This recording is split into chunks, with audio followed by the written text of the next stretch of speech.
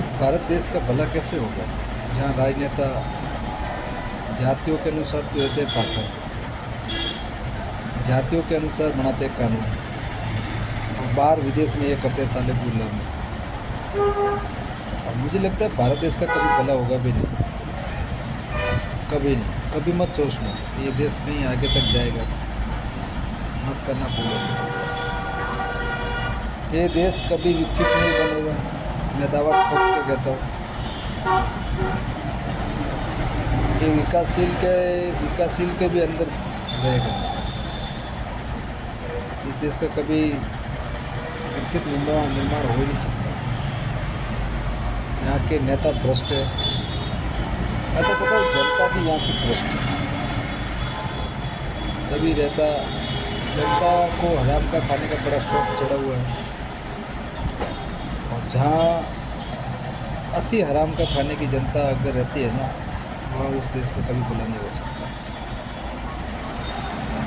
जिस देश में प्रतिभा को दबाया जाता है,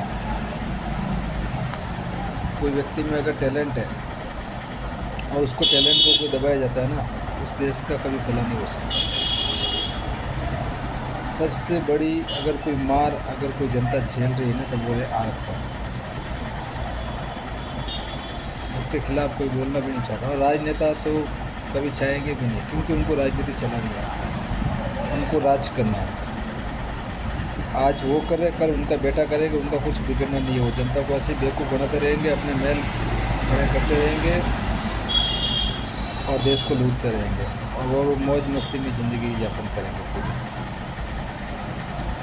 मैं जनता से कह रहा हूँ, भगवान करे थोड़ी आंखें खोल दो।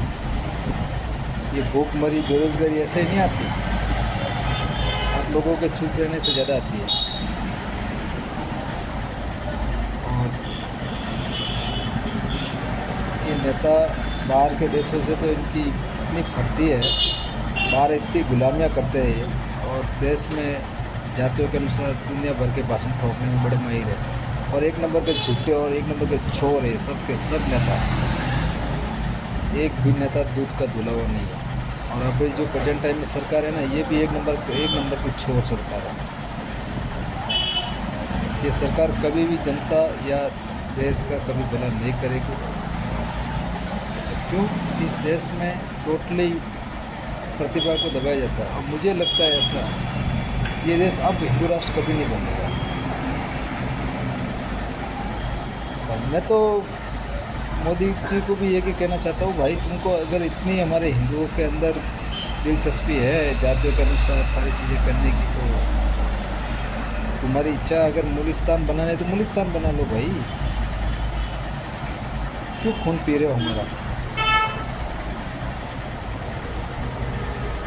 दुनिया भर के हिंदू मुसलमान रोए और वो हमारी जाति में फुगाने का काम कर रहे हो। मत करो, समय किसी को बख्शता नहीं है। समय की मार बहुत तगड़ी मार होती है, और मुझे तो पता है आपका जाने का टाइम है, तो देश को बेकार के मत जाओ, ठीक है ना?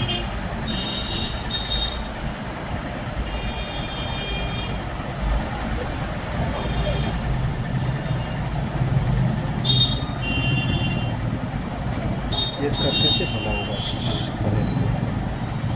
मुझे लगता है सबसे ज़्यादा अगर कोई नुकसान होगा तो वो हिंदू समाज का होगा। आज ये कुछ मलाई खाने के चक्कर में अगर कह रहे ना आरक्षण नहीं मिटना चाहिए, वो नहीं मिटना चाहिए, भाई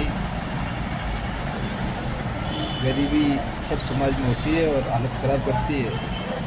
और प्रतिभावान व्यक्ति 70-60% लाने के बाद में भी है ना, वो जब उसे जॉब नहीं मिलती ना, बड़ा दिल दुखता है सबका, ठीक है ना? अगर आरक्षण देना ही है तो गरीबी के आधार पर दो ना, उसमें सारे लोग आ जाएंगे। जो गरीब रियल गरीब है वो आ जाएंगे, और गरीबी को फ़ायदा मिलेगा उसमें।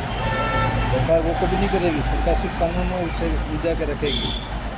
भाई किसी गरीब इंसान को क्या चाहिए? रोटी, कपड़ा और मकान और एजुकेशन, वो भी फ्री में। वो कभी सरकार देगी नहीं इनको, ठीक है ना? देश का भला कभी नहीं होगा, कभी नहीं। और मोदी जी, अगर तुम्हारे से ये अगर काम नहीं होता ना, मैं आपको कह रहा हूँ, अगर हमारा हिंदू राष्ट्र आप नहीं बना सकते ना, 15 साल दिए हमने, कोई कम बात नहीं है, ठीक है ना। 20 साल से मेहनत करी आपके पार्टी में, अब मैंने छोड़ दिया, वो बात और है। तो कभी दोबारा बीजेपी को वोट नहीं दूंगा, जब तक तुम इस सीट पे गद्दी पे बैठो तब तक जीवन में नहीं दूंगा, ठीक है ना। अगर हिंदू राष्ट्र नहीं बनता है तो कुर्सी खाली कर दो, और बैठे हैं लोग दुनिया में, केवल आप ही नहीं हो, ठीक है ना। और भी बैठे हैं बीजेपी में, योगी जी को लाओ, सारा सब कुछ संभाल लेंगे। क्यों हमारा खून पी रहे हो? हर बार आपका एक ही भाषण में हिंदू के अंदर जातियों में बांटने का काम कर रहे हो। पहले हिंदू मुसलमान करवाया, अब एसटी एससी ओबीसी। भाई क्या चाहते हो आप?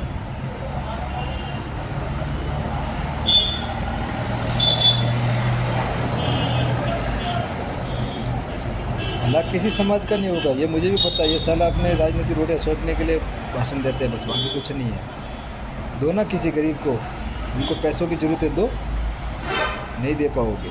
उसको मकान की ज़रूरत है, दो, नहीं दे पाओगे। बस लड़ाना है ताकि तुम्हारी राजनीति रोटियां चलती रहे। वापिस नहीं आ पाओगे कभी, कभी नहीं, सोचना भी मत।